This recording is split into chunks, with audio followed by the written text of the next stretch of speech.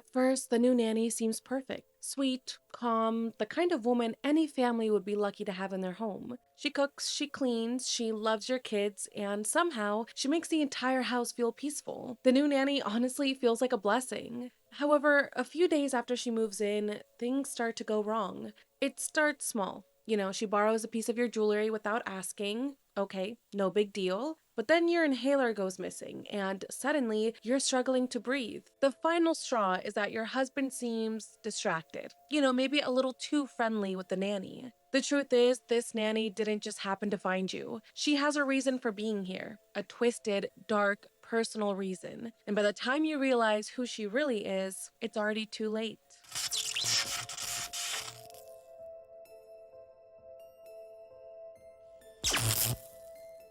Hey everyone, welcome back to my channel. I hope you're all doing super well. So today we have another fun video. I kept seeing clips of this movie on TikTok and right away I could tell it was a 90s movie, which I love, and the clips themselves were just insane. So I was like, okay, I need to watch this movie ASAP and just see how this entire crazy story plays out. And it did not disappoint, so I knew I had to make a video for you guys. Today we are talking about the thriller movie, The Hand That Rocks the Cradle. Fun trivia for you guys. The woman who wrote this movie, Amanda Silver, went on to write some really big movies. She wrote The Rise of the Planet of the Apes, the new Jurassic World movie, and Avatar: The Way of Water, which is just so impressive, so good for her. This was her first movie, and it's a twisted revenge story that really just keeps you on your toes because we have no idea what this nanny has planned for this simple family. I also do want to put a trigger warning because we are going to be mentioning essay as it is a big part of the plot, so just putting that out there. Now, this is a remake of the movie that just came out starring our Scream Queen, Maika Monroe. We covered another movie of hers called Watcher on this channel, and that movie was so freaking good. I just love Maika Monroe. I also love her in It Follows, and I liked her in Long Legs. She is just like my horror queen right now, so if you guys have not watched my video on Watcher, I will have that down below.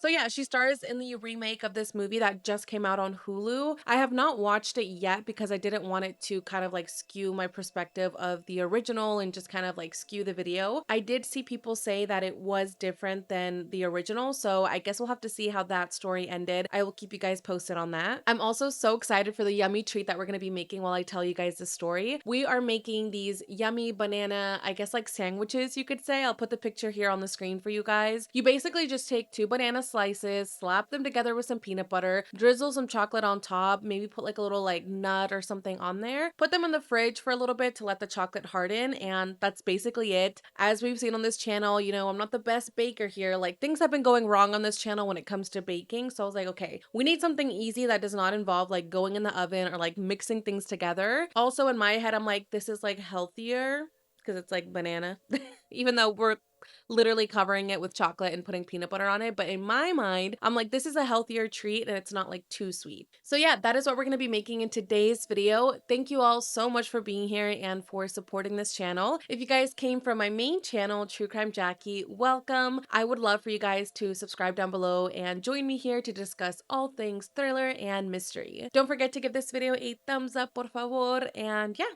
with that, let's jump right in and let's talk about The Hand That Rocks the Cradle. Let's get into the story first, and then we'll get into making these yummy banana sandwiches. So the movie opens on a shot of a big white house with a big yard. It's morning, the birds are chirping, and as we start to see the inside of the house with kids' toys all around, this soft lullaby music starts to play. So it seems like all is well, everything is peaceful, the house is put together and tidy, but not in a perfectionist way, kind of like those like wholesome family vibes. We see more rooms in the house, including where a little girl is sleeping, and then we see the back of a man on a bike who has a hood over his head. Also on his bike, he has a wooden cart attached. He's biking through the suburban neighborhood with these large, beautiful homes. I mean, honestly, it all just seems so perfect. We see a couple in bed still sleeping, and then we see the man on the bike pulling up to the outside of the White House. The man on the bike stops and takes out a small piece of paper from his pocket and reads it. Inside the house, our main character, Claire, wakes up and heads to the kitchen to make some orange juice while the small kitchen TV plays a Seattle morning show. Upstairs, her husband Michael shaves and sings while his 6-year-old daughter, Emma, sits and sings along with him. "It's almost ready, guys," Claire calls. "All right, we'll be right down," Michael replies. But just then, there's a knock on the door. No one seems to react to the knock, like no one's really paying attention, because Michael and Emma are just singing in the bathroom and Claire's in the kitchen making breakfast, listening to the morning news, so no one's really paying attention to the front door. Since no one came to open up, the man knocks again. We see his face for the first time, and he looks a little nervous. It's also clear that he can hear the singing, so he knows people are home. Claire, however, like I said, is busy in the kitchen, so she doesn't hear anything.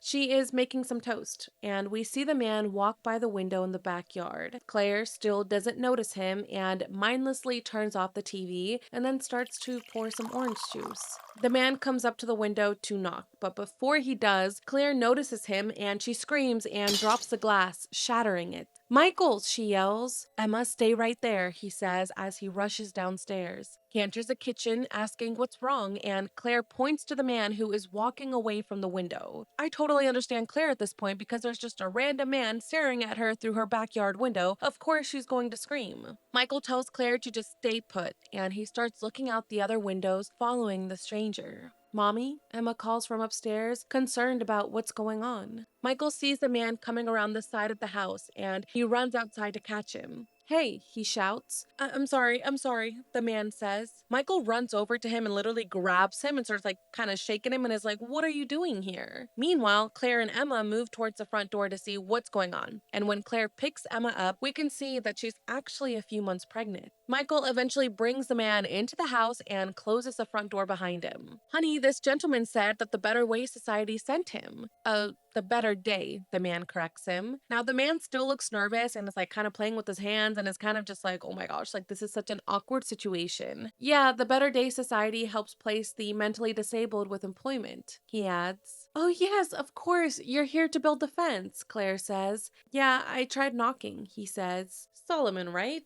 Claire asks. So we can see that Solomon means the family no harm. He's obviously nervous. That's why he was knocking and just sneaking around the house because he didn't know if they could hear him. But in the end, Solomon is completely harmless. Claire explains that Solomon was a referral from a friend who he had previously worked for. She introduces Michael, and they both sort of laugh, kind of embarrassed about the mix-up and about how chaotic that was a couple of seconds ago. Emma tells him, "Hello," and Solomon says, "It's nice to make your acquaintance, Emma." Emma smiles sweetly at him, not at all shy around him or afraid of him. Claire says that she's going to go put on some shoes so that she can show him around the house and asks Emma to see if their guest wants anything to drink. "My mom says to ask if you want anything. I'd like a brand new bicycle with a big basket on the handlebars and some gears," he says.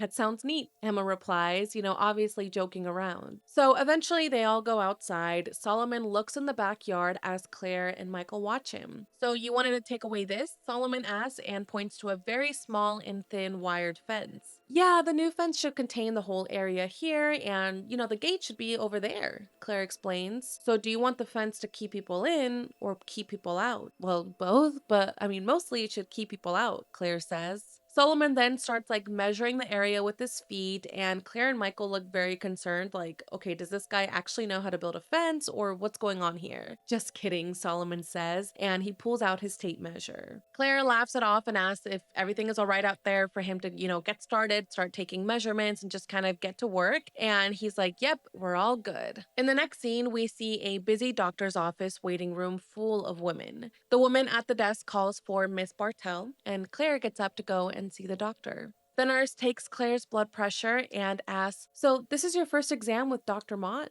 "Yes, it is. The doctor who delivered my little girl retired, and Dr. Mott was kind enough to take me on midterm." "Well, he's one of the best. He's expecting his own, the nurse adds. "Oh, really? I didn't know that," Claire says. The nurse then hands her a gown and tells her to take everything off and to leave it open at the front. So Claire is now dressed in her gown, and she's just sitting there waiting. The nurse eventually comes back with Dr. Maud, and he introduces himself, and they shake hands while the nurse does, some things in the back of the room. Now, Dr. Mott seems normal, nice. he seems like a typical friendly doctor. He asks her how she is today while looking at her chart, and she's like, well, I'm doing great. I mean, the baby's kind of kicking up a storm today, and everything's good. So, this is your second child, right? You're kind of a pro at this, aren't you? Dr. Mott says. Claire laughs, sort of flattered. I see you have a history of asthma here. Any problems lately? No, Claire reassures him. Good. Why don't we take a look? Feet up, he tells her.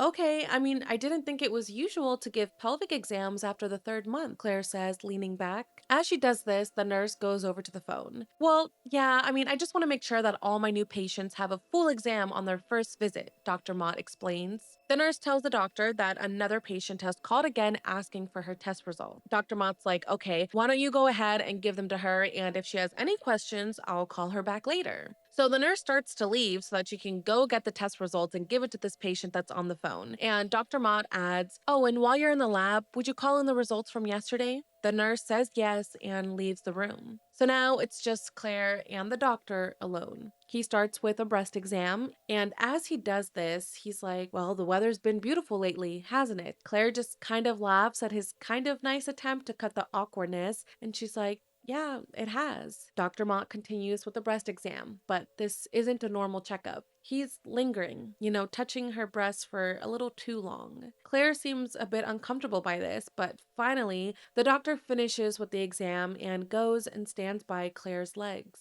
He tells her to relax as he pushes her legs open and pretends to put on some gloves, but he doesn't actually put them on. Instead, he puts the gloves in his pocket and begins the pelvic exam with one bare hand. And with the other hand, he moves Claire's gown, sort of rubbing her pregnant belly. And Claire looks very uncomfortable with this. Obviously, as a doctor, he should be wearing gloves, and Claire knows that something is wrong. Now, Dr. Mott's face has completely changed at this point. At first, he seemed friendly, nice, like a normal doctor. But now his face turned to, sinister. It seems that the doctor is getting off on this. In the next scene, Claire is fully dressed again. She walks out into the waiting room and walks right past the front desk, who tells her that they need to schedule her next appointment. Claire starts to wheeze as she walks down the stairs into the lobby. She keeps wheezing and wheezing until she gets to the main floor and stops and pulls her inhaler out of her purse. She shakes it and then takes one big inhale, still clearly shaken up by what just happened to her at the doctor's appointment. Claire gets into her car, she speeds into her home's driveway, and drives a little into the old fence. Now, Solomon is there, taking down this old fence, and he notices that Claire kind of just crashed into the fence, but doesn't say anything. Claire runs into the house and immediately gets to the shower, cleaning herself off from where the doctor touched her. After the shower, she stands in her robe and she looks at herself in the bathroom mirror. Suddenly, the door opens. Claire? Oh, Michael, she says before wrapping her arms around him and just crying into his arms. Honey, what's wrong? He asks her, very concerned.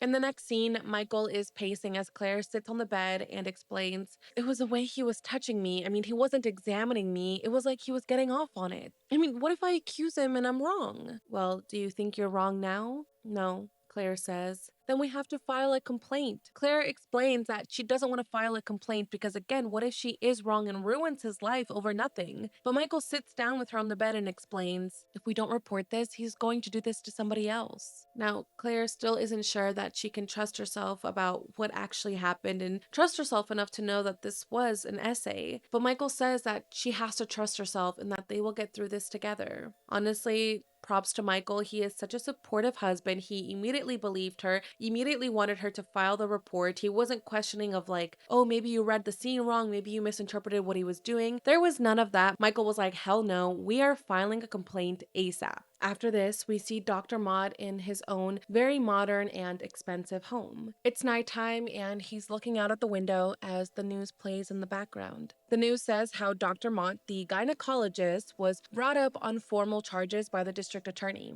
The news anchor explains that this all began last week when one of Dr. Mott's pregnant patients went to the medical board explaining that she had been essayed by the doctor during her exam. As we know, this was Claire. And since Claire's accusation, 4 more women have come forward alleging that they too have been essayed while in the doctor's care. Dr. Mott goes over to the TV. And while he does this, we can see photos of him and his beautiful blonde wife sitting on his desk. Now, it looks like he's going to turn the TV off, but instead, he picks up a gun from the desk. As the news continues with that story saying that the doctor has been unavailable for comment, we hear the gun go off. The fact that Claire wasn't the first victim and wasn't the first person that he had done this to is extremely alarming. And yes, this is a movie, but this also is something that does happen in real life. And it's amazing that Claire's husband was there to support her and that she felt, safe enough to come forward with what had happened to her and just help stop this from happening to other people. In the next scene, we are at Claire and Michael's house, and Michael is looking out the window as Claire is in the backyard doing some gardening. He looks slightly stressed and looks away from the window and looks down at the newspaper that he's holding. The headline of this newspaper reads, "Accused gynecologist found dead in home with a photo of Dr. Mott." So clearly, Michael is worried about how he's going to tell Claire about the news, about how after Claire came forward with what happened, the doctor ended his life. In the next scene, we are at a law office. A lawyer explains, "The suicide provision is quite clear. However, we may be able to get you the insurance company to return a small lump settlement. As you know, Mrs. Mott, although your husband had sizable assets, they have been frozen by the state." Now, this conference room is filled with attorneys, and this is when we are finally seeing Peyton Mott, Dr. Mott's wife, for the first time. She is blonde, she is beautiful, she's very put together with like a French twist in her hair and a suit dress. "Frozen," she almost whispers, like she wants to get angry, but instead is calm. "This is normal procedure when the state is probably going to be sued by a number of sources," one lawyer explains. "Mrs. Mott, you are free to stay in the house until you have your baby, but you should begin to make alternative plans." With the same controlled, calm demeanor, Peyton turns her chair and struggles to stand due to being a few months pregnant. Remember, the nurse at the doctor's office said that Dr. Mott was expecting a baby soon, and it seems like Peyton is due any day now. One lawyer offers to help, and Peyton just kind of gives him a look like, "Seriously, you want to help me after you're basically kicking me out of my own home and I'm basically going to be homeless?" The lawyer just kind of stares back at her. He looks kind of sad for her, the fact that her husband was accused of doing these horrendous things, then he took his own life. She's about to give birth to his baby, and she has no assets anymore. It's definitely a complicated situation, but Peyton gets up and starts to walk away. As she's walking, she kind of catches herself on one of the conference chairs. It kind of seemed like she was losing her balance, but then she lifts her head high and continues walking. But after just a few more steps, she completely collapses onto the ground. "Get an ambulance right away," someone says. Peyton is then being wheeled on a bed in the hospital. "My baby," she says, clearly in pain and distressed about what is happening. Peyton is rushed into a room of a dozen frantic doctors who are all calling out different things such as, "Pediatrics is standing by," or "I want vital signs, she's hemorrhaging." It's complete chaos in this room, and Peyton seems completely helpless. She just says, "My baby," quietly, over and over again. Now, in the middle of this, the movie cuts to Claire at home peacefully rubbing her stomach, sort of showing the difference between the two women right now. Claire is at home with her daughter Emma, rubbing her belly, excited for her future baby, and Peyton is at the hospital about to lose hers. We see Emma rubbing her mom's belly, saying that she can feel the baby kicking, before cutting back to Peyton, who is crying out in pain on the surgery table. The tiny baby is out of her, and it's put on a nearby table, but Peyton is still in pain, and a doctor says that he can't stop the bleeding and that he needs to go in and operate. Peyton is panicked, and she just watches a doctor make calls about the baby, and then she hears a doctor say, "We're losing him." "No," Peyton screams. "He's gone," one doctor says. "No, no," Peyton quietly says, and just begins to cry before being put under. In the next scene, a nurse comes out with a tray of food and tells another nurse she didn't touch it. Emergency hysterectomy. She's been so depressed she won't even talk. And for those of you who do not know, a hysterectomy means that they had to take out her uterus, meaning that Peyton cannot get pregnant again. So the second nurse takes a food tray and she's like, "Okay, let me see if I'll get Peyton to eat. She needs to eat." The nurse walks into the hospital room. And on the TV, the news is talking about Peyton's husband's case. The news anchor says that suits were filed by 4 of the women who claimed that they had been essayed by Dr. Mott. However, they add that the investigation was dropped 10 days ago after Dr. Mott was found dead by a self-inflicted gunshot wound. The news then adds that Claire Bartel has not filed a lawsuit, although she was the first one to accuse Dr. Mott and is what caused the other, women to come forward. The news even shows a picture of Claire. I know this is a movie, but I feel like that would not happen in real life. I feel like they would not be showing the victims like that and showing their face and giving out their full information, especially about an essay case and about like an ongoing situation. So that was just like a little bit crazy that they just put Claire's full face and picture out there. The nurse just leaves Peyton's tray and allows her to continue watching this news segment on her husband. Peyton is staring at this TV with a look of hatred, a look of revenge. Okay, let's start making the banana sandwiches. I'm just gonna make like little slices. I don't know how many to make. I feel like we probably need more than that, so I'm gonna use a second banana. Okay, so we have our banana slices here. Sorry if you can hear that, they're emptying the dumpster out front. But yeah, we have our banana slices here. Next, we're gonna take our peanut butter. This is my favorite peanut butter personally. This is the Skippy no sugar added peanut butter spread. I mean, the no sugar doesn't matter, but I like creamy peanut butter. I cannot stand chunky peanut butter. Oh my gosh. And my husband loves the chunky peanut butter. And I'm like, I can't do it. It's not a vibe. So yeah, this peanut butter is the best. Let's divide these sandwiches first. A ver. Let's see. How many sandwiches are we going to make from this?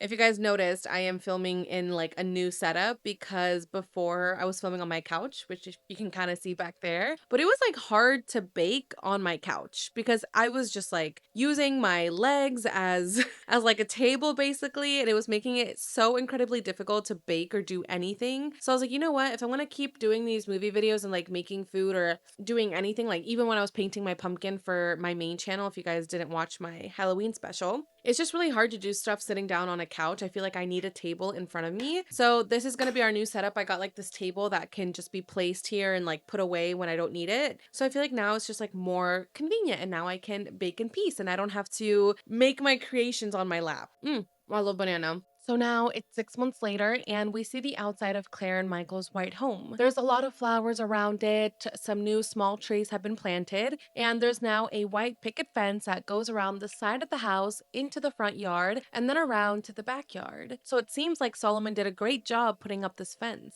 Solomon is still there actually, and he's climbing down a ladder from this side of the house to the roof. So it seems like he's still working for them, doing some painting. Claire, who's no longer pregnant, is in the kitchen making some toast, and Solomon walks around the back door and jokes, "I'm coming up to the back door. I'm getting close to the back door. I am now entering the back door." Claire smiles back. It's kind of like an inside joke of like the first time that they met when Claire was scared because he was in the backyard. "Good morning, Solomon," Claire says. Solomon says good morning back, and she hands him a cup of coffee. Just then, the new baby named Joey, who's in a small bassinet, starts to cry.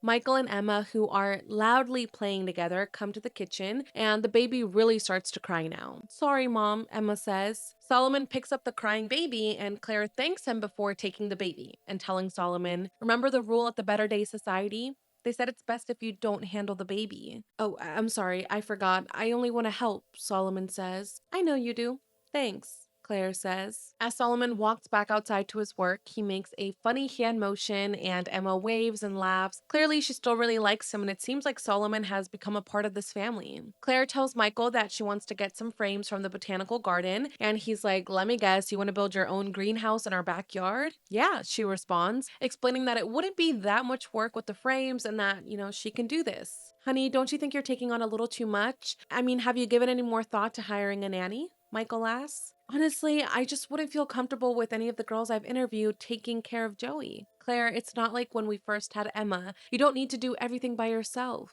"Well, what about Solomon? He could be our nanny," Emma chimes in. Claire explains to Emma that because Solomon is a special person, there are some things that he can't do. Emma then asks, what's going to happen to Solomon when he finishes painting the trim? "Well, when he finishes painting the trim, I guess we'll have to find something else for him to do," Michael says. Again, it seems like Solomon is important to their family and they want to have him around, especially because he makes Emma happy.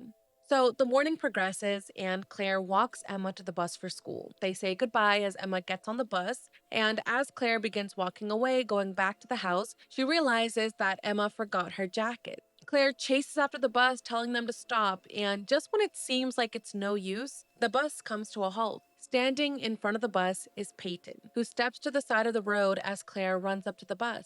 "Thanks," Claire tells her as she hands her daughter the jacket through the window. Claire thanks Peyton, saying it was really nice of her to stop the bus. "You're welcome," Peyton says. Now, Claire's about to turn and just like walk away, going back home, but she stops when Peyton says, "Excuse me, do you know where the Bartels live?" Claire's like, "Oh, I'm Claire Bartel." And Peyton's like, "Oh, well, I'm Peyton Flanders. It's nice to meet you. I was coming about the nanny position." Claire invites her up to the house and says, "Oh my gosh, I cannot believe that I had an appointment with you. I'm usually like so good about these things." "Well, actually, I didn't have an appointment," Peyton adds. "Oh, so did the agency just tell you to stop by?" "Well, no, I'm not with an agency." "Well, you see, I've only worked with one family and they're moving away and I didn't know what I was going to do next. And well, I was with their little girl in the park and nannies talked, so I heard that your family needed someone." Claire doesn't immediately say anything back because she's kind of like, like the agency didn't send her, I don't really know her, she's a little bit hesitant. And Peyton apologizes and says that she shouldn't have just shown up uninvited. Claire laughs and assures her that, it's all fine. And I mean, she's here already, so they should just do the interview anyways. They walk up to the house and Peyton really looks at it, taking it in. And there's almost a look of slight anger and determination on her face. I mean, this house is literally like perfect. It looks straight out of a magazine. The house is big and white and beautiful. There's a white picket fence everywhere. She has a beautiful garden. So it just seems like Peyton is angry at the fact that, she lost everything. She lost her husband. She lost her money. She lost her baby. But Claire didn't lose anything. Clearly, she blames Claire for everything. So the two sit in the living room and Claire pours Peyton some tea. As she does this, one of her earrings fall out. Peyton picks it up and hands it to Claire. "Oh, my husband's been asking me to fix this thing," she says as she puts it back in her ear. "So, how did you become a nanny?" "Well, a few years ago, I was pregnant and I lost the baby and my husband within days of each other. The miscarriage prevented me from having any more children of my own. It was a very difficult time, but then a mutual family friend set me up with a family that was looking for a nanny, and it turned out to be a wonderful experience for both of us. I just adore children," Peyton says before adding that taking care of children is the next best thing to being a mother. Claire explains that she's building a greenhouse in the backyard, so she'll literally just be in the backyard, but that she'll be very busy, which is why she needs help with Joey. Just then, they hear Joey start to cry on the baby monitor. Peyton says that she would love to go meet him, so her and Claire go upstairs to his nursery. As soon as they're about to enter the nursery, Solomon shouts, "Claire, I need to ask you something." "Oh, okay, I'll be right down." She tells Peyton that she'll be right back and walks off. Peyton watches her go out of eyesight, and then she looks at the crib. She walks over and she looks at adorable baby Joe. But just then, Claire and Solomon walk upstairs talking about some windows. Claire introduces Solomon to Peyton and he goes to shake her hand and Peyton's kind of like, ugh, because he has green paint on him from painting and he gets some of that green paint on her white dress shirt. "Oh my gosh, I'm so sorry," Solomon says. Peyton looks really annoyed at this. She's kind of like, ew, like he got paint on me. But then she snaps back into her fake character and is like, "Oh, that's all right. It was an accident. Anyone can have an accident." Solomon seems apologetic about this, but also a little bit scared too as he leaves. Peyton joins Claire in the nursery where she is breastfeeding her baby. Peyton looks at her watch and says, "Oh my goodness, I've taken up half of your morning. I should get going." Peyton tells her that she'll leave a letter of reference on the coffee table and that she can show herself out so that Claire doesn't have to get up. As Peyton is walking out of the nursery, Claire asks her, "Would you like to have dinner with us tonight? I'd love for you to meet the rest of the family." "Tonight? I'd love to. Say around 6:30? I'll be here," Peyton says. Okay, so this is how our little peanut butter sandwiches are looking. I don't know if you guys can see that. So now we're just gonna add the chocolate to a bowl. We're gonna melt the bowl, drizzle the chocolate on top of the banana sandwiches, and then put it in the freezer. I think it's set for like an hour or so. So by the time we're done with this video, this will be ready. I am so excited. Have a little bite of chocolate. So good. Let me go melt this and we'll pour it over the bananas right now. All right, I had to roll up my sleeves for this so that it doesn't get super messy. Chocolate has been melted. I put it into like a little plastic baggie. I'm literally just gonna drizzle chocolate everywhere and then we're gonna form the sandwiches. But I was like, you know what? In a baggie is easier because if I tried to do it with like a spoon, it was just gonna be like a big hot mess. Oh, this is gonna be so delicious, you guys. Look at that. Especially when it's nice and hardened. Like that's like my favorite type of treat. Hardened chocolate with like a little bit of fruit or like chocolate covered strawberries. That's so good. All right, let's see how much we can squeeze out of this. My hand is like covered in chocolate at this point. Got a little bit more. Donde le falta? Donde le falta? Okay. I think that's as much chocolate as we're gonna get out of this. Now we just have to assemble our sandwiches. Maybe I should have put the chocolate on after, but actually no, this is working out. I honestly just wanted the chocolate to get like everywhere. My hands are clean and it's just me and my husband eating this. Ya me perdí of like what chocolate is supposed to go where. Okay, I think this is supposed to go here. This one goes on here. Oof, so yummy. Where does this go? All right, sandwiches are assembled. I have chocolate literally everywhere. So now I'm gonna go put these in the freezer and we will take them out when we are done with the video. So that evening, Peyton comes back over as Claire and Emma make some dinner. Michael returns home from his job as a scientist, and when he walks into the kitchen, him and Claire greet each other with like a really passionate kiss. You know, you can tell that they really love each other. Peyton is just looking at this and has a sense of longing but smiles when Claire introduces her to Michael. As they're finishing up dinner, Peyton notices that Claire's earring fell out and onto the floor again as she starts to clear the table. While Michael and Claire are in the kitchen, Michael whispers, "She seems terrific. What's the catch?" "There is no catch. I think she's great. I don't think she'll be a nanny forever, but we can get her to commit for a year." "Yeah, let's grab her." "Yeah?" Claire asks excitingly. But as they're having this conversation, Payne picks up the earring and goes over to Baby Joe's bassinet, and she loudly gasps and says, "Oh my God," then leans down to Joe. The baby starts crying and the parents re-enter the room. Claire asks, what happened? And Peyton says, "He had this in his mouth. He was about to swallow it." And she's holding up the earring. Peyton says that she's sorry she scared everybody, but Michael and Claire are just both very grateful that she was there in time to save Joe. Peyton smiles. The next day, Solomon is on the ladder and he watches Peyton and her suitcase arrive at the house. As she walks in, she gives Claire a gift. It's wind chimes. They say a wind chime helps a baby sleep, Peyton explains. Claire brings Peyton down to the basement, explaining that it's a bit dark, but that her room gets more light and is not like a dark, scary basement. She shows her the bedroom, and Peyton says, "Oh, it's perfect."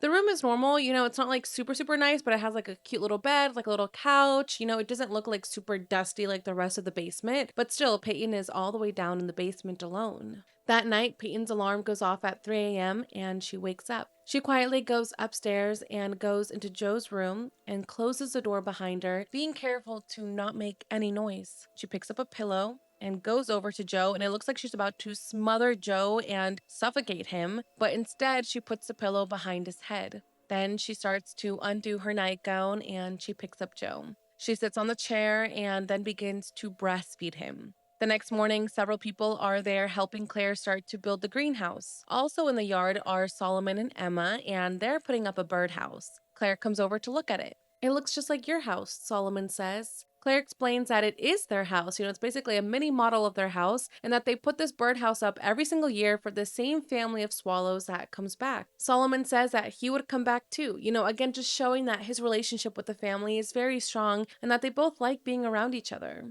Later that night, Claire is getting ready for date night while Peyton watches. "Oh, that is a beautiful bracelet, Claire. You like that? I got it at an antique show. You can borrow it any time." "Well, thank you," Peyton says. Claire goes over to the bed and she picks up a red dress and she holds it up to her. "Wow, this must be a special occasion," Peyton says. "Yeah, well, I always feel, completely sexy and glamorous when I wear this dress. It's a present from Michael." Claire puts the dress down and goes into the closet to look for shoes. This is when Peyton gets an idea. She looks at the perfume on the vanity and then at the dress. Suddenly, the doorbell rings. "Oh my gosh, that's them. I'm really late," Claire says as she quickly puts on her shoes. Downstairs, Michael opens the door to his friend Marty, who explains that his wife, Marlene, is on the phone inside the car. So Marlene and Marty are their couple friends and they're all going on a double date tonight.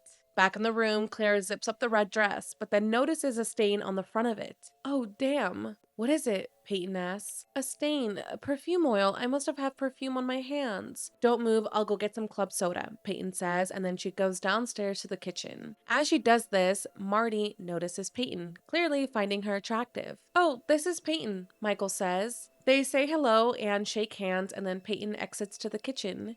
"Maybe we should go ahead and have kids," Marty says to Michael, making it clear to him that he finds their new nanny attractive. Michael gives him a look of like, "Bro, stop," and Marty just kind of smiles back. His wife, Marlene, enters the house. "I just want to inform everyone that this place will not hold our table," she says as she hugs Michael. Now, Marlene is sort of the opposite of Claire. She's straight to the point, she's confident, she's a very polished businesswoman, and dresses a little bit, sexier. I'm not sure what the husband does for work, but Marlene is a real estate agent and she does very well. Like, they look like a very wealthy, just like attractive couple. She asks Marty what's with him because he's kind of like smiling, and he says nothing. She then sees Peyton in the kitchen and says, "Nothing, my ass," in a kind of a playful way of like, "My gosh, my husband is not eyeing the nanny." And like, it's kind of annoying, but she's not angry about it. She goes over to Peyton and introduces herself and shakes her hand. "Nice to meet you," Peyton says. "Poison," Marlene replies. "Excuse me?" "The perfume you're wearing." "Claire's perfume, Poison." "Oh, well, Claire needs me upstairs," she says as she runs off. Now, through this, I feel like we can deduce that Peyton has Claire's perfume on her and that Marlene can smell it because Peyton is the one who grabbed the perfume oil and smeared it on Claire's dress to ruin her date night. Peyton returns to Claire's bedroom where Claire is now wearing a baggy floral dress and she's kind of like playing with her hair, clearly not feeling her best. Michael and Marlene are joking and talking like they're longtime friends as Claire comes downstairs in her new outfit. "Honey, I thought you were going to wear the dress I bought you. Is there something wrong with what I'm wearing?" "No, no, that's not what I meant. Boy, you look beautiful," Michael says, saving himself. As they leave for dinner, Peyton says goodbye to them. So it seems like Peyton's plan of kind of ruining date night worked in a way because now Claire is not wearing that sexy, beautiful red dress. She's instead wearing something a little bit baggier. Yes, she still looks beautiful in the dress that she's wearing, but it's not the, sexy dress that Michael had picked out for her. So the night progresses, and Emma and Peyton are in Peyton's room watching something kind of scary on TV, and Peyton is like playing with Emma's hair. "This is great. Mom never lets me watch these movies," Emma says. "Well, that's why we have to keep it a secret." "You know what a secret is, Emma?" "Yeah, something you can't tell anybody no matter what." "That's right. And now we have our own little secret club." "That's our sign," Peyton says as she holds up two crossed fingers, and Emma does the same. Peyton continues playing with Emma's hair and says, "It was lots of fun meeting your Aunt Marlene and Uncle Marty. They've known your mom and dad a long time, huh?" "Aunt Marlene actually grew up with Daddy. They used to be boyfriend and girlfriend when they were little." "Is that right?" Peyton says, clearly liking this information. Now, it is a little bit odd, I will say, that, Michael and Marlene are still such close friends, even though they were boyfriend and girlfriend growing up. I get it. People can grow out of it and like mature and like don't care now that they're adults, but that is interesting. Peyton changes the topic back to Emma, and Emma tells Peyton a secret, that a boy is being mean to her at school, and told her that if she told anyone about this, she would be dead meat. "He said that to you? Did your mother do anything about it?" Peyton asks, and it's clear that she does genuinely care for Emma and doesn't like the fact that someone has been bullying her. Emma says that her mom tried, but it didn't really help. So meanwhile, at the dinner, Marlene lights a cigarette and tells Claire, "You never let an attractive woman take a power position in your home. It's very bad business." "A power position?" Claire says, laughing. "You heard what I said. What's that saying?" But she's interrupted by Marty asking how much she got for the Fletcher house last week. "Oh, 3 and some change," she says, again reiterating that Marlene is a very good realtor and is making a lot of money from this. She continues telling Claire, "All I'm saying is you have to watch your back." They joke around, and then Michael grabs a cigarette from Marlene, which Claire says he only does when he's influenced by her. Marlene then remembers the quote that she was thinking of earlier: "The hand that rocks the cradle is the hand that rules the world." Meanwhile, back at the house, Peyton breastfeeds Joe in his room. This girl is insane. It's another day now, and Peyton is out for a walk, pushing Joey in the stroller. Another woman at the park who has a baby walks over to the stroller so that she can show her child the baby. "Is it a boy or a girl?" she asks. "Boy, his name is Joe," Peyton replies. "Aw, how old is he?" 3 months. "Oh, wow, well, he is just beautiful.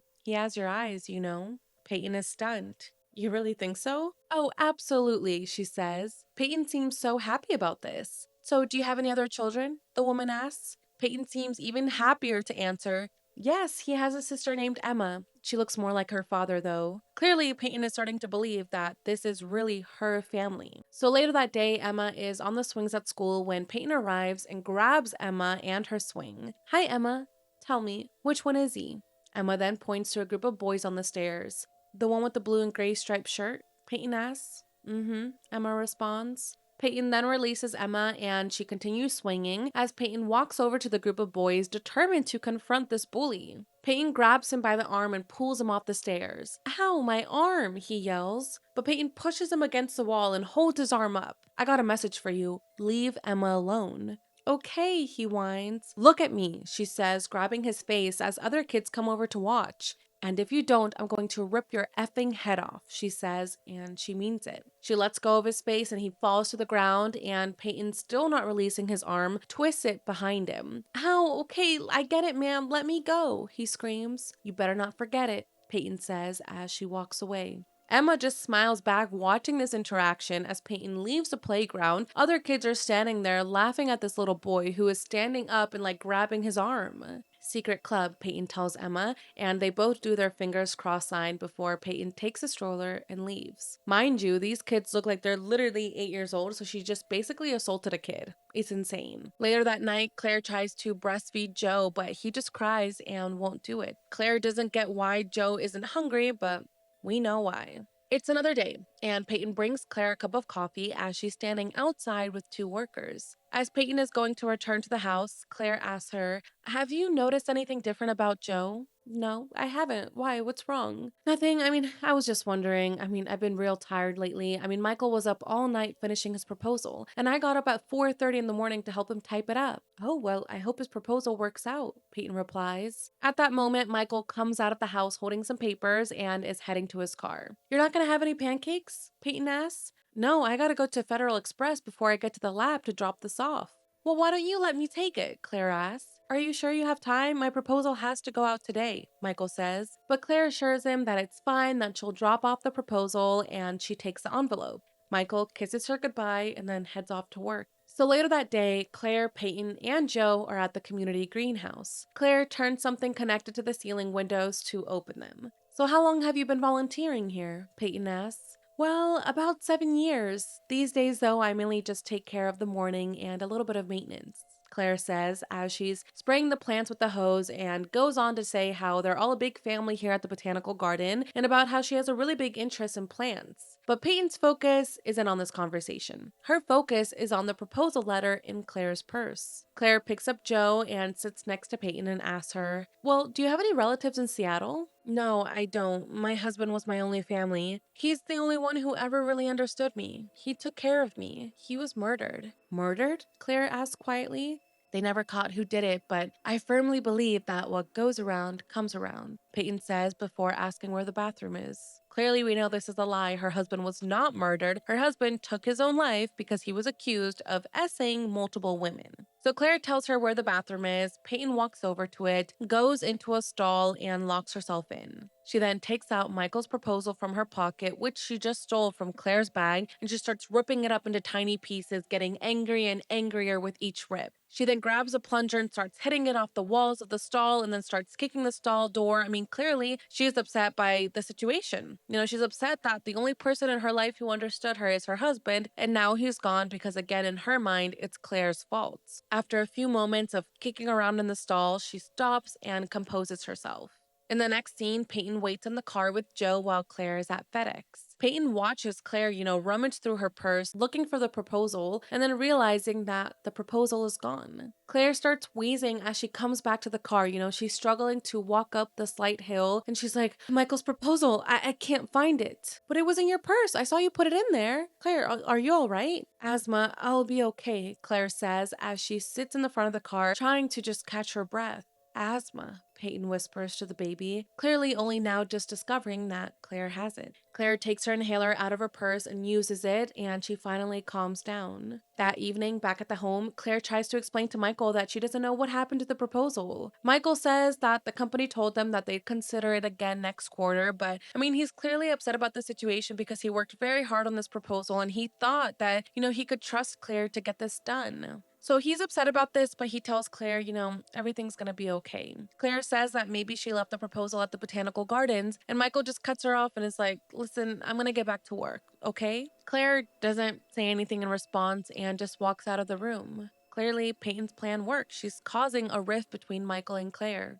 It's another day now, and Claire is in Joe's room, and he's crying. She walks into her bedroom and tells Michael, I'm worried about Joe. Why? What's wrong with him? Well, it's just his eating habits. He's not nursing the way he used to. How long has this been going on for? I mean, it's not all the time, but a couple of weeks. Claire then explains that the doctor says that it's fine as long as he's still gaining weight, so Michael agrees that it must be fine. Later that day, Michael is at work and a coworker comes up to him and says that someone named Peyton is here to see him. Michael goes over to his private office where Peyton is just waiting there with Joe asleep in the stroller. Peyton explains to him that she came to his office so that she could speak to him in private because Claire's birthday is coming up soon and she thought it would be a really good idea to throw her a surprise birthday party since she's been feeling, kind of low lately.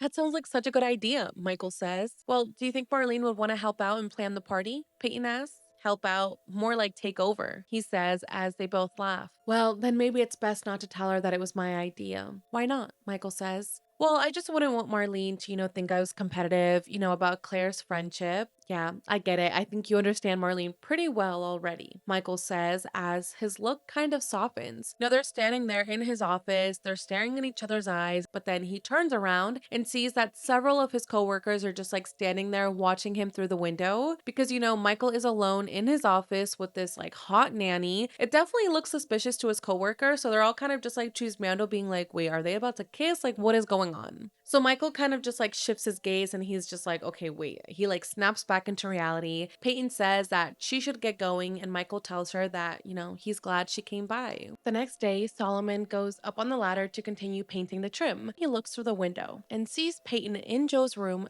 breastfeeding Joe. He watches for a moment. He's kind of like, wait, did I just really see that? And then Peyton turns and catches him. Solomon gets scared, he ducks down, he drops a paint can, and as he climbs down the ladder, Peyton is just staring back at the window like annoyed at the fact that she's been caught. So just after that, Emma returns home from school and calls to Solomon wanting to show him her art project. He's looking at it as Peyton walks over to them and Solomon looks so scared of her. Emma, why don't you go inside? I need to talk to Solomon for a minute, Peyton says. Emma does as she's told, and Solomon stands pressed up against the side of the house, scared. Peyton turns, faces him, and asks him if he's an R word, and he says no. Well, did you like looking at me? She asks, referring to her breasts being out earlier. He doesn't answer, so she asks again, more sternly. He still doesn't answer, so she literally slaps him in the face. Don't fuck with me. My version of the story will be better than yours, she says, and then she walks off. Solomon is just left there, standing alone, terrified. I won't let you hurt them. They're my friends, he says, as tears begin to fill his eyes. Later that night, Solomon goes to his bike to leave the house, but is interrupted by Michael. Solomon, step inside for a minute, he says, sternly with a serious look in his eyes. Solomon goes over to him, ready for the worst, ready for maybe him to be fired, for Peyton to have made up a crazy story about him. But then the shed door swings open and Claire, Emma, and Michael all say, surprise! In front of them is Solomon's new bike with the bow on it. I was in charge of picking it out, Emma says. Well, you're my friends, Solomon responds, truly touched by the gift. So later on, Claire and Peyton are doing laundry while Solomon and Emma are playing in the yard. Emma just adores him, Claire says. Claire, something's been bothering me, but I feel a little awkward bringing it up. I've been noticing some behavior that I feel might be inappropriate. Something about the way he touches her, Peyton says, referring to Solomon and Emma. Oh, I'm sure you must have misunderstood. Yeah, you're right. Solomon would never do anything like that. Besides, it would be obvious if Emma were keeping a secret from you, Peyton says, and this makes Claire start to wonder. That night, when Claire's putting Emma to bed, she tells her that she can tell her anything, good or bad, and that she'll still love her just as much. She tells her that they shouldn't have any secrets between them. And Emma sort of has like a suspicious look on her face because, as we know, Emma does have secrets from her mom, but it's about her secret with Peyton and about her bully, not about Solomon. So again, Claire asks her, what's wrong? Nothing, Emma says. You don't have to say, Claire responds and kisses her goodnight. The next morning, Solomon is painting the trim of the windows while Claire and Emma are standing in the backyard greenhouse that doesn't have any windows installed yet. Claire tests out the crank that, works the ceiling windows. So like if Claire moves a crank, the ceiling windows will collapse and close together. So Claire is working on this crank as Peyton steps in holding Joe. She tells Claire that the batteries in Joe's baby monitor are out and asks if she thinks Solomon has any extra batteries in his cart. Claire's like, well, yeah, he usually has extra supplies in there. Let me go check. She walks over to his cart and she starts looking around. And that's when, in one of the drawers, she discovers a pair of Emma's underwear. Claire immediately starts breaking down, and Solomon walks in asking her what's wrong. Claire just grabs him by the shirt and she yells at him. She's like pushing him against the wall. She is so upset that she can't even get the words to come out of her mouth. She pounds her fists on him and then walks away crying. She picks up Emma, who has now walked over to, witness this scene, and she brings her into the house. Peyton then walks by and just glares at Solomon, who's just completely confused and sad. So it's obvious that Peyton planted those panties there, which is just so sick and disgusting. In the next scene, workers are carrying Solomon's cart and his new bike into the society truck as Michael, Solomon, and Solomon's boss just watch. Solomon is just hanging his head low, and when Michael looks at him, Solomon just looks hurt at the fact that, he basically got fired from working with this family, and they think that he did something disgusting. Emma is watching this, go down from her window, and her mom Claire tells her to just get away from the window to come sit down with her, but Emma is so upset that she just walks right past Claire and goes over to Peyton, who is in the kitchen, and hugs Peyton. Claire sobs alone on the couch, heartbroken over what happened, or what she thinks happened, and also heartbroken at the fact that her daughter is mad at her for getting rid of Solomon. Later that night, Emma is with Peyton in her bed. I don't understand why they had to take Solomon away. I guess your mommy didn't like Solomon very much. I wanted to help him, but I was afraid that she tried to send me away too. I hate her. I bet your mommy wasn't mean like mine, Emma says. I didn't have a mommy. She died when I was very little. Then who took care of you? Emma says. Well, I had to take care of myself. Peyton, if something happens to my mommy, will you take care of me? Of course I would. And your daddy too. I'd take care of all of you, she says, as Emma smiles at her. Happy to hear this. It's the next day, and Claire and Peyton bring up boxes to the attic, which is unfinished and just being used for storage. They sit down for a moment, and Peyton comforts Claire, telling her that Emma is going to be okay. Claire smiles and nods, but then becomes sad again, and Peyton starts rubbing her back as Claire explains, she's just so different around me lately. She's not my little girl. She's so angry and guarded. I think maybe she blames me because I didn't protect her. I don't think so, Claire, Peyton says, smiling at her. Later that day, Peyton is in Joe's room putting things in his dresser when Michael comes in. She tells him, shh, because Joe is sleeping. Okay, so Marlene wants to get together sometime tonight to make out a guest list, but I'm not sure this party is such a good idea now. What do you think? Oh, I think we should go ahead with it, Michael. Everyone could use some cheering up around here, don't you think? Especially Claire. She's been blaming herself, Peyton adds. Yeah, I think you're right. Guess I just needed to hear it. So later in the afternoon, Peyton walks outside to greet Claire and Marlene, who just returned from having lunch together. Marlene takes Joe, but he instantly starts crying, so Claire takes Joe over to see if maybe she can calm him down, but he continues to cry. In the meantime, Peyton goes to the car to help, bring some of the things out. And that's when she sees Marlene's purse with her gold cigarette lighter in it. Claire again tries to, make Joe stop crying, but he doesn't. So Peyton takes some of the plant trays out of the car and then puts them down. Do you want me to try? She asks, and then she takes Joe, and of course, Joe instantly stops crying. Claire and Marlene kind of like exchange a look. They're like, oh my gosh, like that's so awkward. The fact that he was crying with me and then he was crying with his own mother, and the only person he stopped crying with was with the nanny. Then the wind chimes make a sound, and Marlene asks, what is that annoying noise? Oh, wind chimes are a gift from Peyton. Charming, Marlene says. Marlene and Claire hug goodbye, and Marlene gets her purse, and Peyton suddenly whispers something to Claire, and then Claire asks, oh, Marlene, Peyton's making one of her famous chocolate souffles tonight. Why don't you and Marty stop by for some dessert later? Oh, sorry, I can't make it. I'm showing the Fletcher house tonight. Didn't you sell the Fletcher house? Claire asks. Marlene tries to think quickly and says, actually, I did, but the financing fell through, so I have to start all over. You know how it is. Bye, I'll call you, Marlene says as she quickly gets out of there. Claire is a little confused by this because she's like, wait, you sold the house, now it's not sold, but again, she doesn't think too much of it. As we know, Marlene is secretly meeting with Michael tonight to plan her surprise birthday party, so of course she had to lie to Claire. That night, Claire walks into the kitchen where Peyton is making her famous chocolate souffle. Claire says that it smells great, and Peyton jokes that chocolate is a great substitute for sex. I guess you and Michael keep those fires burning all the time, huh? Peyton asks. Well, we certainly have enjoyed each other. When we moved into this house, we christened every room. Claire laughs at the memory, but then quickly she changes to kind of looking sad. She explains that when you have a baby, you start to feel tired and unattractive. Peyton reassures her, adding that a man never loses it for his first love. But I wasn't Michael's first love. You'll never guess who it was, she asks. Marlene? Peyton responds, but Claire's smile starts to fade. Well, am I right? Was it Marlene? Peyton adds. Yeah, how'd you know that? Wild guess, Peyton says as she continues baking. Again, it is interesting that Marlene was Michael's first love, yet they're all still friends years later. Like, I don't know. I feel like maybe I would get over it now that I'm an adult and like I have a baby now and whatever. Like, I'd be like, okay, whatever. It was just like your first love, but it's still interesting that they all continue to hang out together. So Peyton continues making her souffle, and she says that it's a shame that Michael is going to miss this souffle. What's he doing so late in the lab anyway? She asks. Yeah,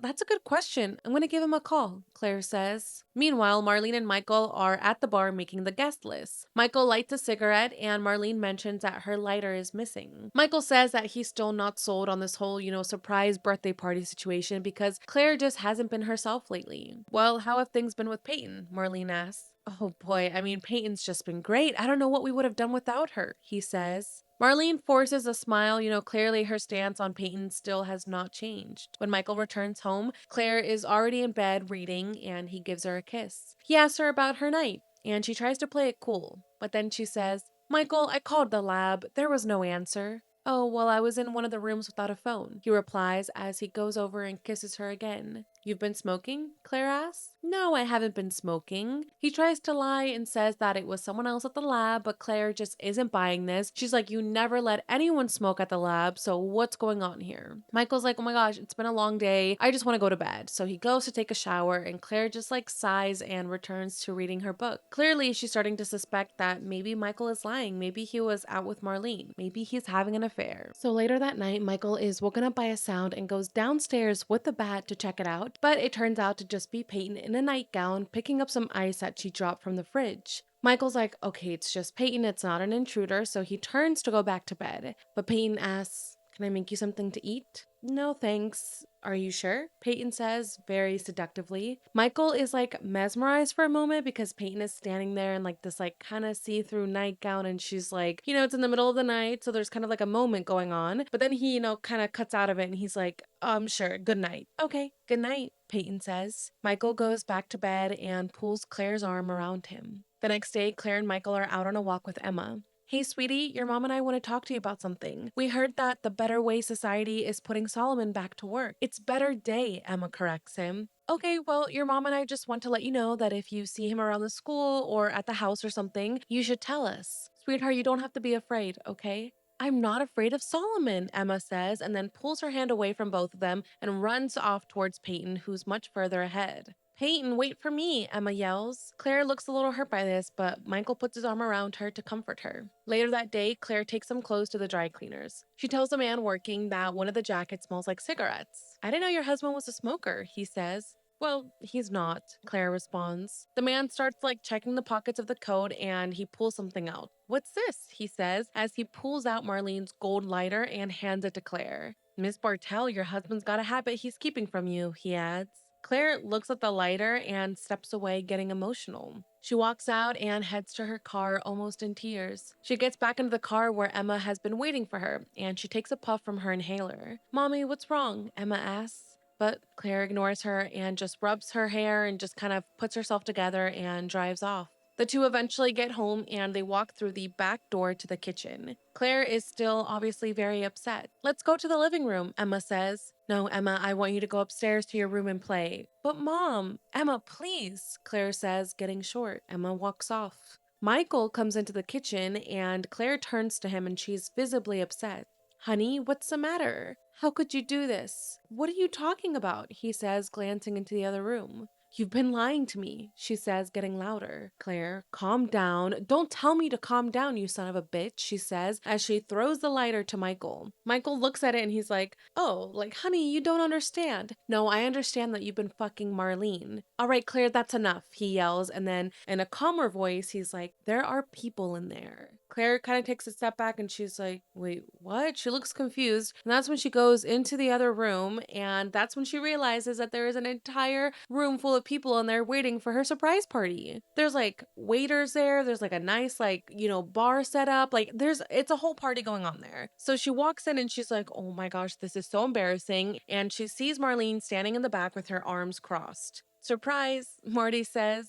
Yeah, surprise, everyone awkwardly tries to force. Marlene storms out of the room, clearly upset with her. I mean, Marlene and Claire are best friends, and Claire just accused her of sleeping with her husband. As for Emma, she is standing in front with Peyton, and she just looks disappointed with her mom. The next day, Claire sits alone in Joe's room wearing a robe as Michael walks in. Did you speak to Marlene yet? No, I can't seem to face her. Michael, I can't go on like this anymore. He feels the same way and goes over and hugs her. Meanwhile, Peyton is eavesdropping on this conversation through the baby monitor downstairs. Now, Claire suggests that they should go away for a few days, just the family with no Peyton. I thought you liked having Peyton around. I do, and sometimes I don't. Sounds like you're turning on her, Michael says. Well, it's just so many things have gone wrong since she's been here. Are you saying those things are Peyton's fault? No, I don't know. I just don't feel like myself. Look, Peyton's helped this family through some very tough times, Michael adds. I know. Look, let's talk about it more when we go away, Claire says. Peyton is clearly panicked by hearing this conversation. So that morning at 4:45 a.m., Peyton's alarm goes off with opera music and she gets up. She goes into the yard and quietly enters the greenhouse.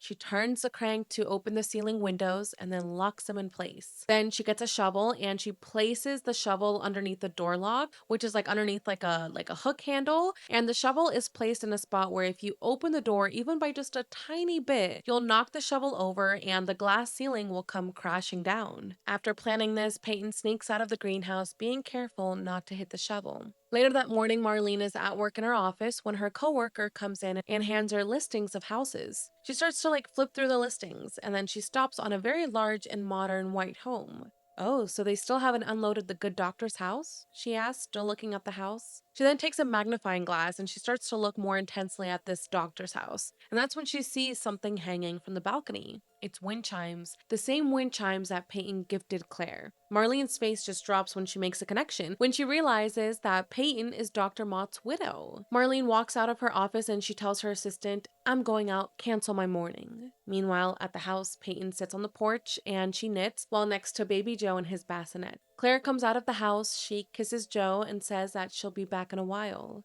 Wait, so you're not going to be working here this morning? Peyton asks. But Claire explains that she has to go to the botanical garden and then she'll be back later tonight. Peyton sighs, slightly annoyed that she has to wait for her plan to unfold. Meanwhile, Marlene is at the library looking through archives on a computer. She stops on one page with the headline that says, A Sad Ending to a Doctor's Story. And she zooms in on a black and white photo from his funeral. She keeps zooming in until she lands on a woman, who is very clearly Peyton. Fucking A, Marlene says. This is it. This is the proof she needed to show Claire that Peyton isn't who she says she is. Meanwhile, Peyton is at home cleaning when the phone rings. She answers it, and it's Marlene from her car phone who asks for Claire. Peyton tells her that Claire's not here. I'll tell her you called. Sure you will, Marlene says as she hangs up. Marlene is still in the car. She's cutting through traffic. She's almost causing accidents at the light. She's smoking her cigarette, and she is determined to go find Claire. Meanwhile, at the botanical gardens, Claire walks into the office and one of the coworkers tells her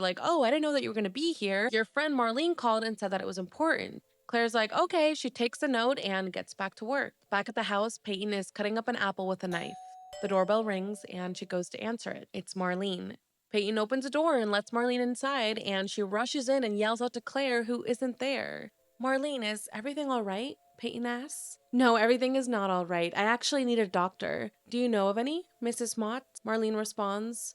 Peyton's face twitches with anger. Where's Claire? Marlene asks. Peyton tries to seem more sympathetic. She's Marlene, please don't say anything. Where is she? She's in the greenhouse. But please, Marlene, Peyton begs. But Marlene just ignores her and she storms off and Peyton follows her. Please don't go out there, Peyton begs. But Marlene ignores her and goes outside, and that's when Peyton stops following her and just watches her from the window head towards the greenhouse. Claire, this is important. It has nothing to do with the party. Claire, Marlene says as she swings the greenhouse door open, knocking over the shovel in Peyton's trap. Marlene steps inside, and that's when the windows on the ceiling collapse, and giant broken glass shards fall down onto Marlene. Peyton is just watching all of this unfold from the window, still eating her apple.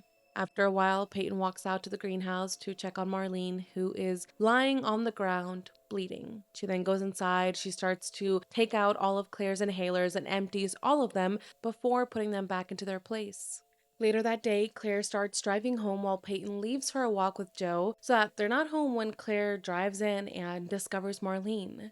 Claire takes out some plants out of her trunk and then she walks to her greenhouse. She opens the greenhouse door and gasps when she sees Marlene laying on the floor, dead and bloody. Claire starts to panic and hyperventilate. She takes a step back and she drops the plant, breaking it. She starts wheezing and she runs into the house and she dials 911 while looking for an inhaler. The 911 operator tries to ask her what's wrong, but she can't speak because she's wheezing so much. She finds an inhaler, but it's empty, so she walks away from the phone and runs into the kitchen. She is like pulling out all the drawers, she's looking for another inhaler, she drops everything to the ground. She eventually finds her inhaler and picks it up, but again, she finds that it's empty when she tries to inhale it. Claire really starts to panic at this point. I mean, why are her inhalers empty? She's grabbing the counter, she's using it to pull herself up, and that's when she looks outside and sees that her purse is lying next to the greenhouse on the ground. She has another inhaler in there. Wheezing and sweaty and weak, she walks outside and onto the back porch, but then she collapses.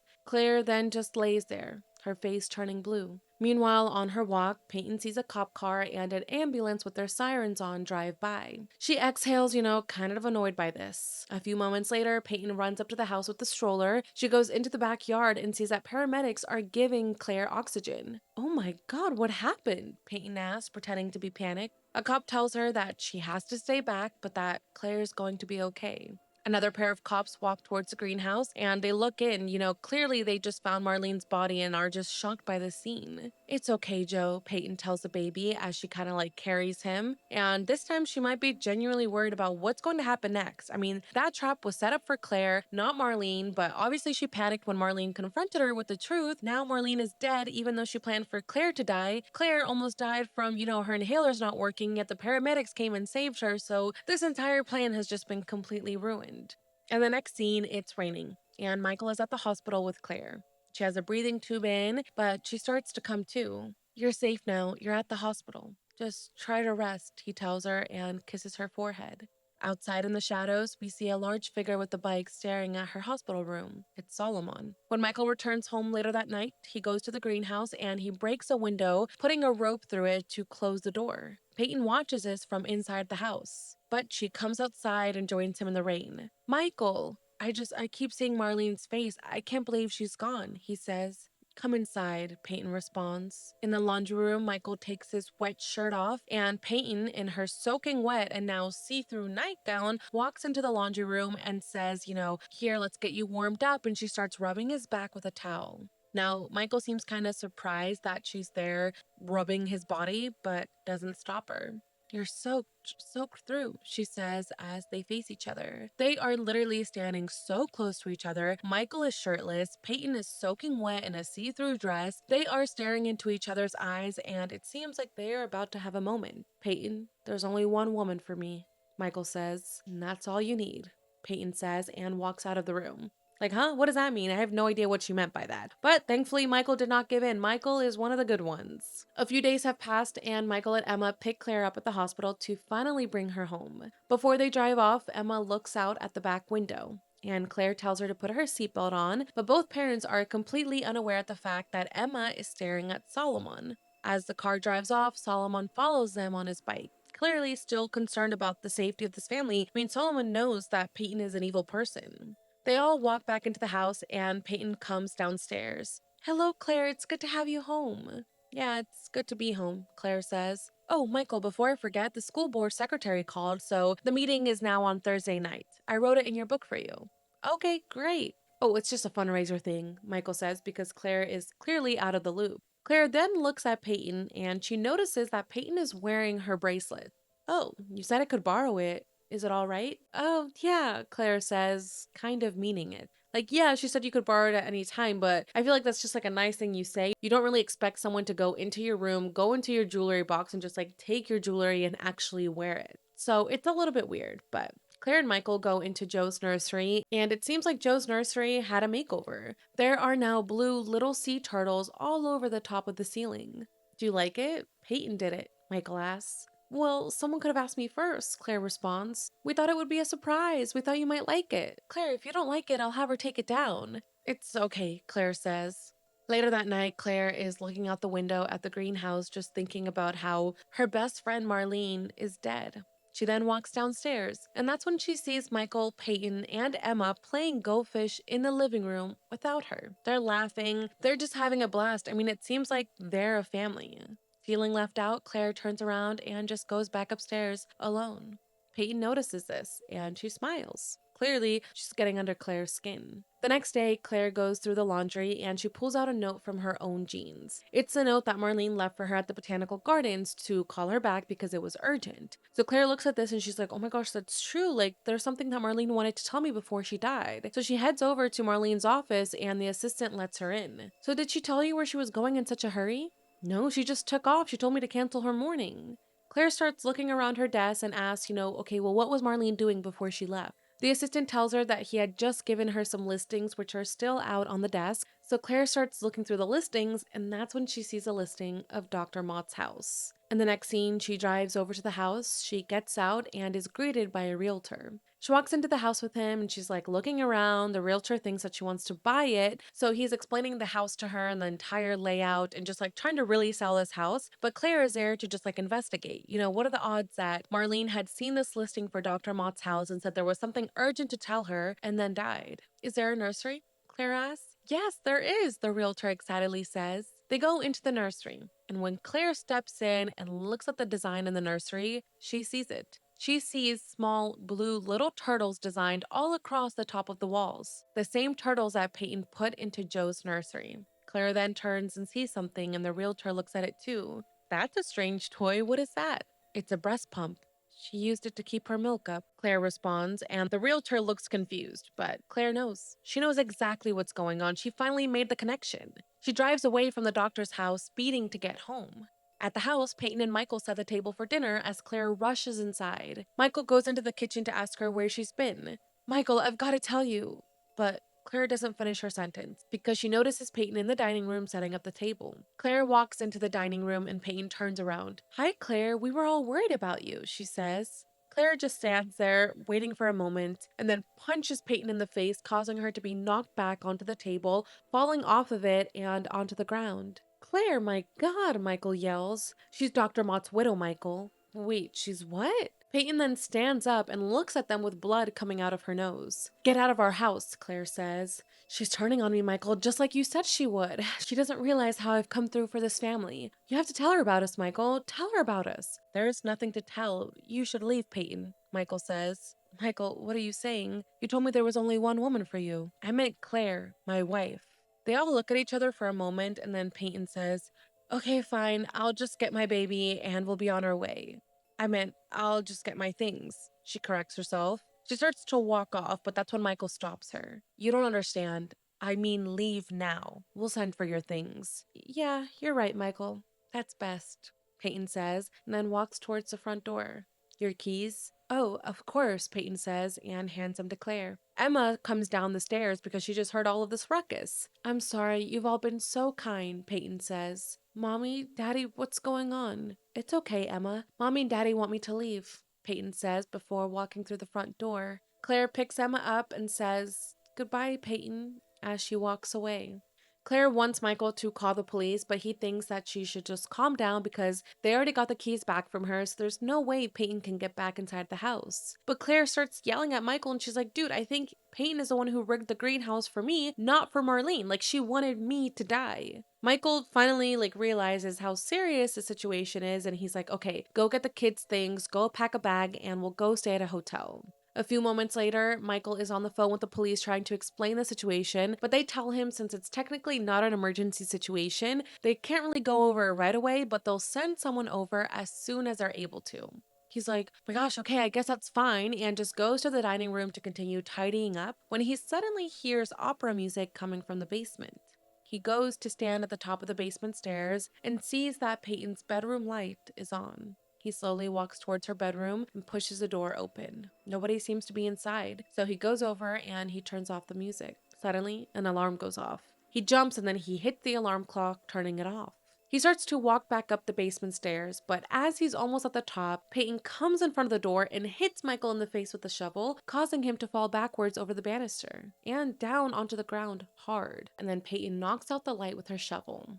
Meanwhile, upstairs, Claire and Emma hear this and they're concerned when they call Michael, but He doesn't respond. Claire grabs a key and she hands it to Emma. She tells her to lock the door behind her and to not open it for anyone. Emma is scared, but she agrees, and then Claire leaves to go downstairs and Emma locks the bedroom door. Claire walks towards the basement door. She goes down a couple of steps, and that's when she steps onto the broken light. She's looking down at the glass on the floor, frightened, but takes another 2 steps down. Suddenly, someone grabs her foot, and Claire screams, but it's just Michael. I'm okay, he says. She's in the house, Claire. I can't move. My legs are broken. I'll get the kids, Claire says. Okay, but call the police, Claire. Call the police, Michael yells. Claire rushes to go back upstairs to the main floor. She goes to the phone and she dials 911. The dispatcher asks what the emergency is, and Claire tells her that we need help at 808 North Yakima, completely unaware that Peyton is behind her with the shovel ready to swing. Mommy, Emma yells from the stairs, seeing what's about to happen. Peyton turns to stare at Emma just as Claire turns around to see Peyton, giving Claire just enough time to duck. Peyton then starts swinging the shovel, but she keeps missing Claire. Claire falls backwards onto the dining room table, but grabs a chair to defend herself against the shovel. There is just a complete chaotic fight going on right now. This is my family, Peyton yells as she hits the chair. Claire tries to get away, but Peyton hits her in the back with a shovel, causing her to fall on the ground unconscious. Emma is still at the staircase watching this, and she looks scared as Peyton starts to walk up the steps towards her. Peyton puts the shovel down and says, "It's okay, Emma. Mommy's here. I'm going to take you and Joe, and we're going to have a real family now. You never have to see those people again. So tell your mommy, where's Joe?" "He's in there," Emma says, pointing to his nursery. Peyton walks over to the nursery and goes over to the crib, but she sees that it's empty. She turns to go look at Emma, and Emma stands in the door saying, "You're not my mommy," as she slams the door shut and uses the key to lock Peyton inside the room. "Emma," Peyton yells as she starts to bang on the door. But Emma runs to her room, she picks up baby Joe, and she goes to find a hiding spot. Meanwhile, Peyton is using a fire poker to bang on the door and break it down. She's breaking down the wood as Emma and her brother hide in her closet. The door does start to break, and Emma tells her brother shh, be quiet, because at this point Joe is crying from the chaos. Peyton is eventually able to open the door and she calls out to Emma just as Claire starts to wake up downstairs. Peyton starts looking around the hallways, she's looking around the rooms, and she starts to follow the sound of Joe's crying into Emma's closet. But when she opens the closet door, she sees that it's empty. It's just the baby monitor. Angry, Peyton smashes a monitor and smashes the shelves with her fire poker. She's annoyed at the fact that they fooled her. But suddenly she hears Joe's crying and looks up, realizing that it's coming from the attic. She quickly goes up the attic ladders, and that's when she sees Solomon helping Emma out the window. "You," Peyton says to him. He runs over and he grabs Joe. "Give him over." "No," Solomon says. "No, you give me my baby or I'll bash your skull in," she yells at Solomon, who quivers with Joe in the corner. "Peyton," Claire yells. Peyton turns, and that's when she sees Claire holding a knife. "This is my family, Peyton," Claire says.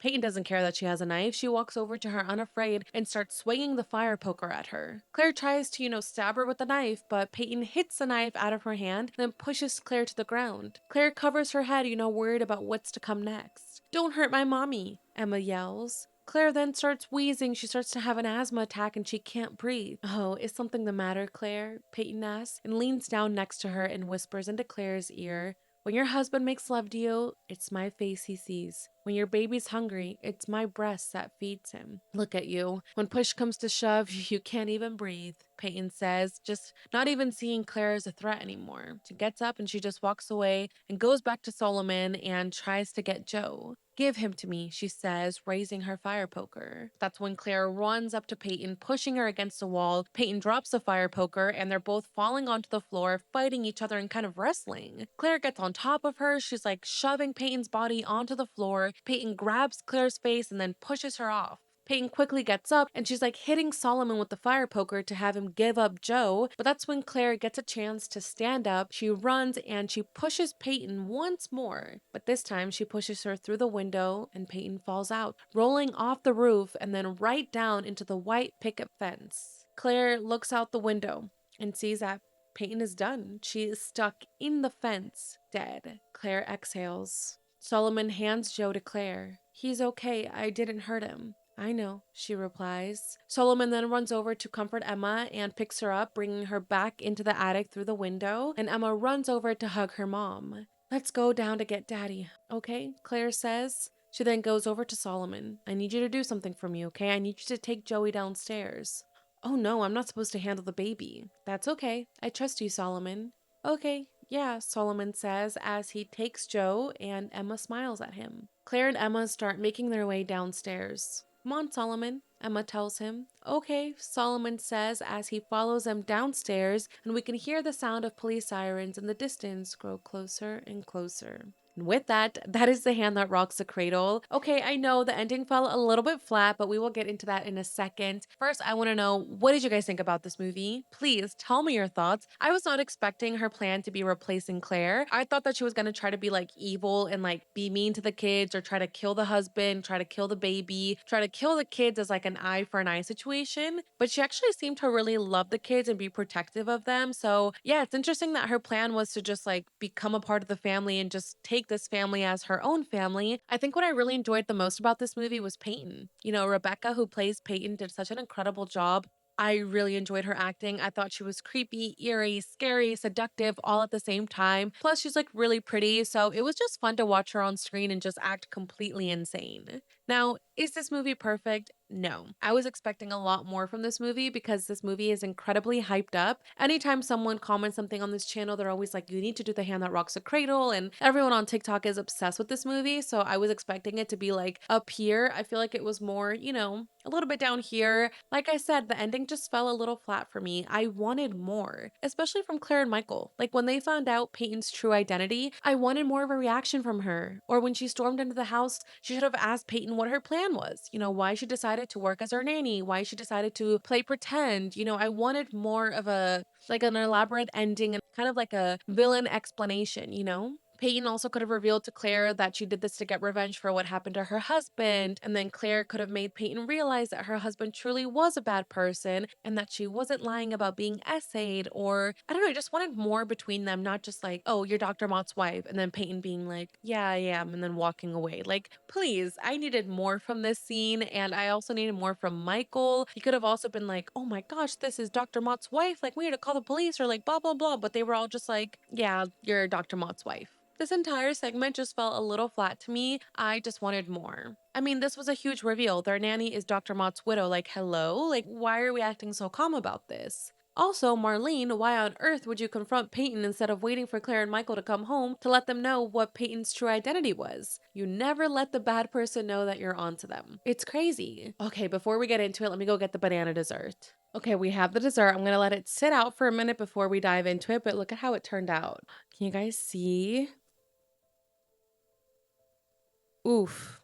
It looks crazy, but also it looks so freaking good. So let's let it sit out for a second before we do a taste test. Okay, what else is crazy? Oh my gosh, Peyton breastfeeding Joe. That is such an evil thing to do, and how she treated Solomon was so sad. Like when she insulted him and slapped him. I also was expecting her to do more to like seduce the husband, like maybe like undress in front of him or just do something like that. Not that I wanted there to be like a seduction scene and like I wanted him to fall for it, but I was just like expecting more because I feel like that's usually typical with these movies. I thought that was interesting. I mean, Michael definitely was not perfect. The fact that there were moments where he was kind of staring back at Peyton and kind of having those, you know, eye contact moments were a little bit suspicious, but at least he didn't like fully give in to her advances. And for once, the husband was like understanding. He believed Claire when she said that she was assaulted by Dr. Motz. He, you know, was understanding of her. He wanted to get her a nanny so that she could, you know, have more, you know, time for herself. You know, I feel like he was like a very understanding husband. Now, my main question is did Peyton not believe that her husband was capable of the abuse, or was she just in complete denial?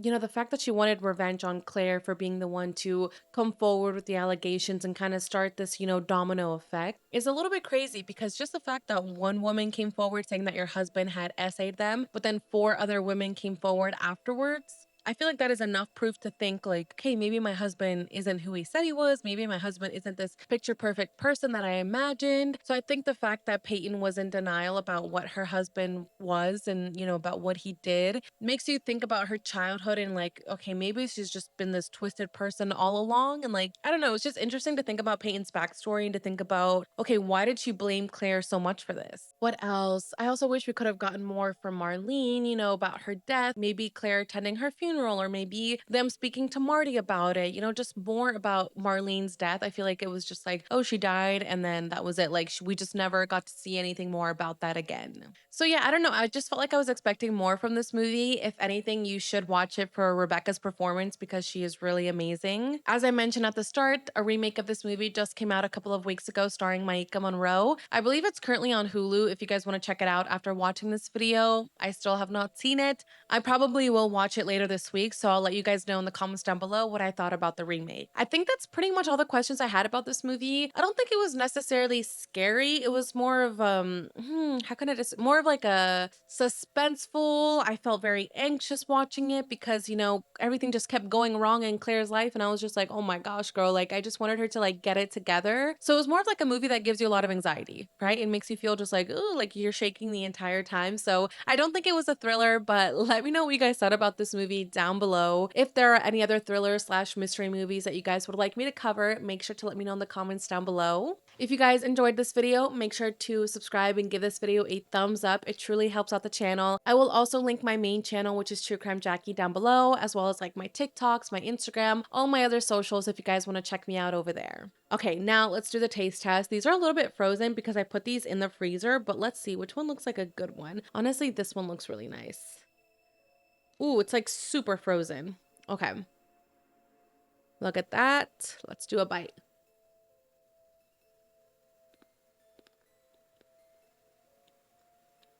Mmm. Oh my god, with the peanut butter frozen? Mmm. Oh my god, this tastes really, really good. I mean, it tastes just like you would expect it to taste. Like a frozen, just like peanut butter banana. You guys see that? This is really delicious. I feel like these are just like quick and easy to eat as like a little sweet treat at the end of the night. 10 out of 10 dessert. I would recommend you guys go make this. Let me know what you guys were eating while you guys were watching this movie. And yeah, thank you guys so much for hanging out with me today. I appreciate you guys so much, and I will see you guys in the next video. Bye everyone, as I say with my chocolatey fingers. Bye guys.